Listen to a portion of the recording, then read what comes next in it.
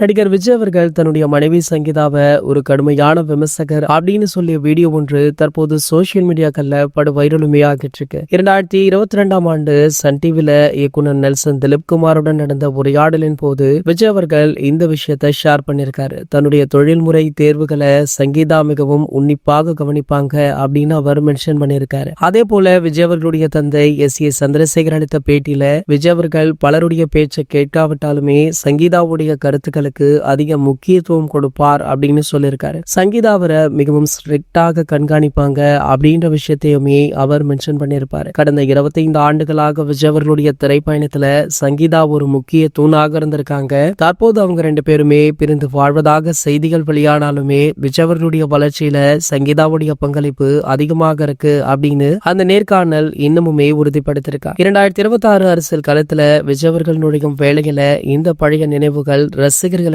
நிகழ்ச்சியை ஏற்படுத்திருக்கு. இந்த நிலையில பாத்தீங்கன்னா விவாகரத்து பிரச்சனை ஒரு பக்கம் போய்கொண்டிருக்க வேளையில தற்போது தளபதி ரசிகர்களுக்கு மகிழ்ச்சி அளிக்கும் விதமாக ஒரு தகவல் வைரலுமையாகிட்டு இருக்கு. அதாவது இந்த பிரச்சனை பூதாகரமாக வெடித்த பின்பு சங்கீதா விஜய் அவர்களுடைய சந்திப்பு நடைபெற்றுள்ளதா. மேலும் பாத்தீங்கன்னா இருவருமே சமரசமாக பேசி மீண்டும் ஒன்று கூடி வாழ திட்டம் தீட்டியுள்ளதாக சொல்லப்படுது. கூடிய விரைவிலேயே இதனை சோசியல் மீடியாக்கள்ல அதிகாரப்பூர்வமாகவுமே அறிவிக்க இருக்காங்களா. இதனை தளபதி ரசிகர்கள் தற்போது அதீத ஆவலுடன் எதிர்பார்த்து காத்து கொண்டுமே இருக்காங்க. இது போன்ற செய்திகளை பத்தி நீங்க உடனே தெரிஞ்சுக்க நம்மளுடைய சேனலை மறக்காம சப்ஸ்கிரைப் பண்ணிக்கோங்க.